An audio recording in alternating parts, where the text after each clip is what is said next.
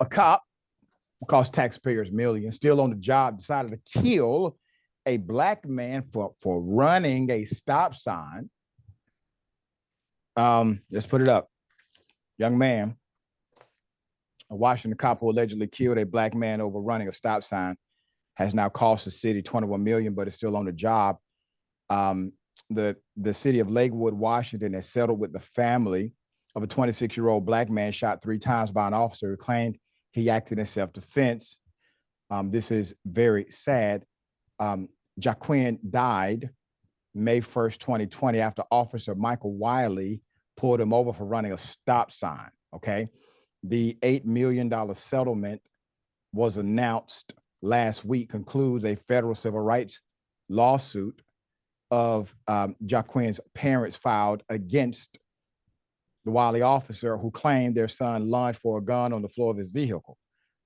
Let's get into the background. According to the lawsuit, Wiley approached Joquin's car with his gun drawn, told him to shut the F up or you'll get shot, end quote. Joquin had his hands up per Wiley's demands. When he was shot, the suit states, after the shooting, Wiley then allegedly dragged Joquin from the car, slammed him onto the ground, okay? This is not the only lawsuit the officer has been involved in. So Wiley was also involved in another costly suit against Lakewood in 2017.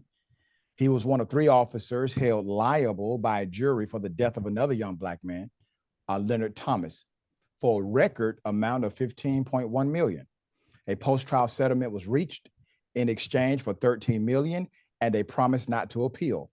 Thomas was holding his 4-year-old son when he was shot in the belly by a Lakewood SWAT sniper. Wiley reportedly announced jackpot over police radio after Thomas was shot, and later praised his colleague for firing a freaking $1 million shot. According to trial testimony, Thomas bled to death while begging the cops not to take his boy. Evidence from the Thomas trial revealed Wiley had been an exceptionally aggressive officer with an inadequate understanding of use of force, who was eager to use guns, explosives, and unnecessary force, and who had demonstrated a striking lack of concern for life.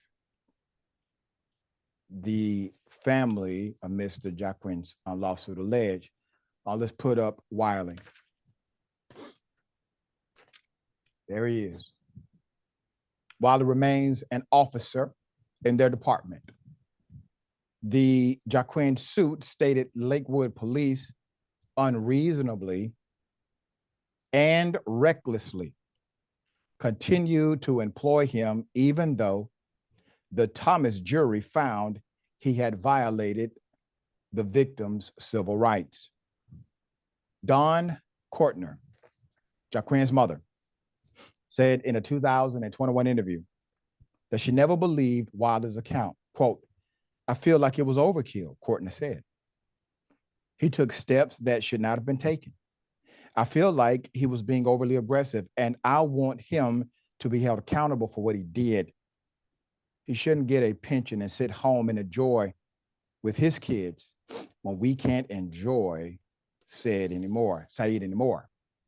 Pierce County prosecuting attorney Mary Robnett declined to press charges against Wiley for Joquin's death. Let's put the cop back up again. Now, I want to remind you, there's this big hoopla, obviously, about defunding the police. This individual, based on what we have on record, has defunded the police by over $20 million already, right at $21 million. So he has taken that, not really from the police budget, but the taxpayer. The taxpayer has had to pay this out. A trial that did convict him found that he did not have a good understanding of de-escalation. He engaged in force that was not reasonable and basically had a lack of consideration for human life. That alone, plus the 20+ million, should be enough to dismiss somebody from employment. But I believe that some police departments, they want killers on their staff. What other reason could it be? It can't be a taxpayer reason. It can't be because he gives you good PR. It can't be because he's one hell of a cop. That's contrary to the evidence. So what is it other than you just want a killer on staff? All right, Jordan, thoughts here. Yeah, if it's not that they want a killer, it's that they are indifferent to the killing. I mean, this isn't his first time, and they don't care. And now it's costing taxpayers $20 million. No punishment. What disincentive is there for him to change his behavior? There is no punishment, no recourse. He's fine. The city, the taxpayers foot the bill for all of this concern, like you say, around defunding the police, and even just where do our tax dollars go? Why is the government wasting our money? There you go. Do you not see how these are connected? Major cities, their police department budgets grossly outweigh every other aspect of the city. Do you want clean streets? Do you want those potholes fixed? Do you want operable uh, infrastructure? Do you want well maintained infrastructure? Do you want safe streets? Do you want investments in your community? I mean, there's your problem. Calls for defunding the police are not calls for more crime. And anyone suggesting that defunding the police is a soft on crime approach is disingenuous and lying to you.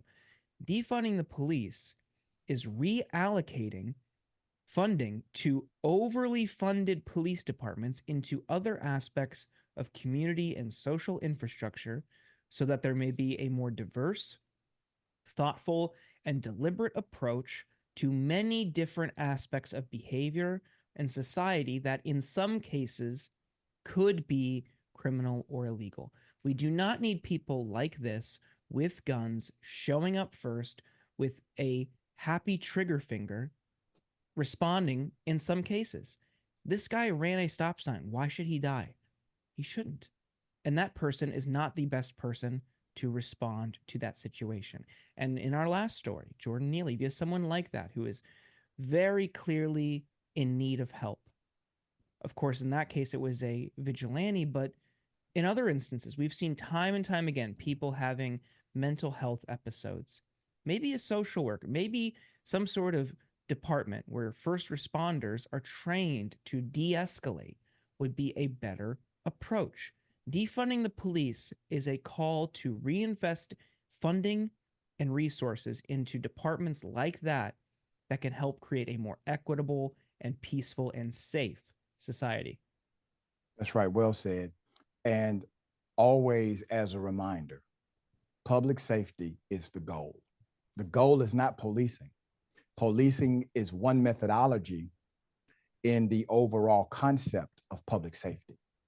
And when you defund police departments because giving them more money does not equate to more public safety, you're simply reprioritizing the budget to adhere to a public safety model. The idea, once again, is public safety and not policing.